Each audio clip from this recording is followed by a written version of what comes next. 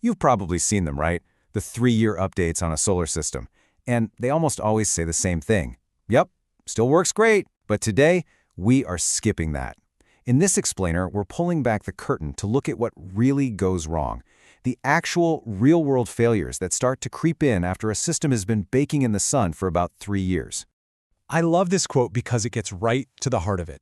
See, given enough time, every single system, no matter how well built, will start to reveal its weak points.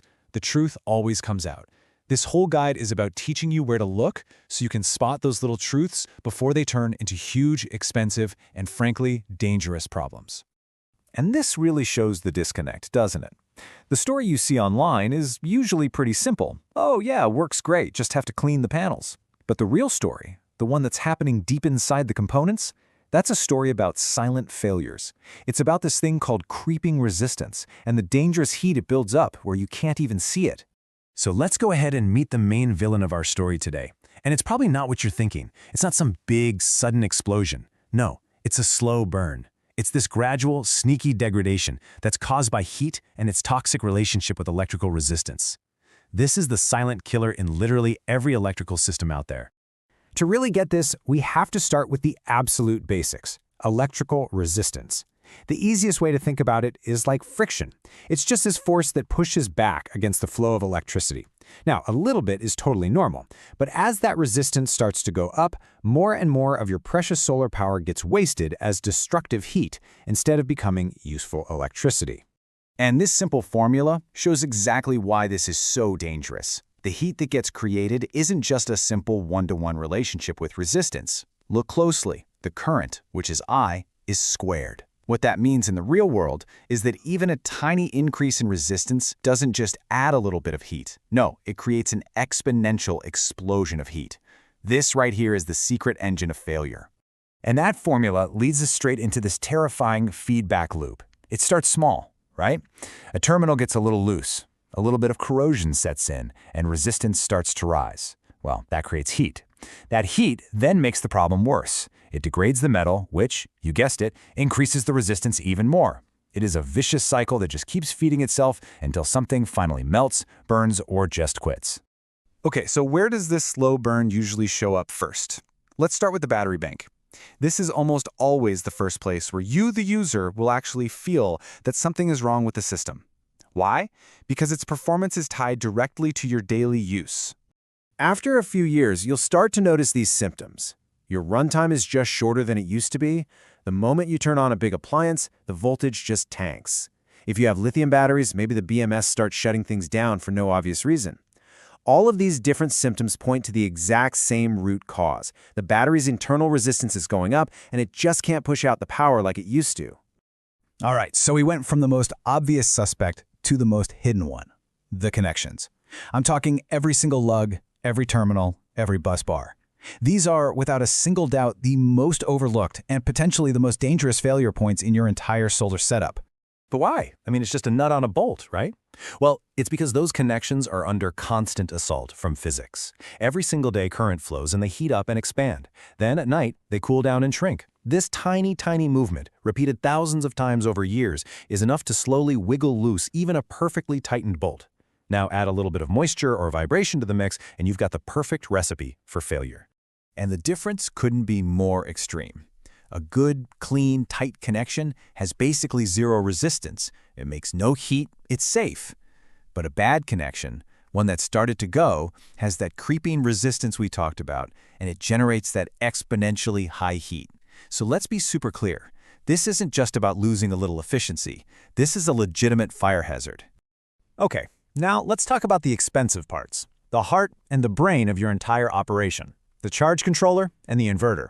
These are amazing pieces of electronics, but after years of wrangling thousands of watts of power every single day, that stress starts to add up. The signs that they're getting tired are pretty subtle at first.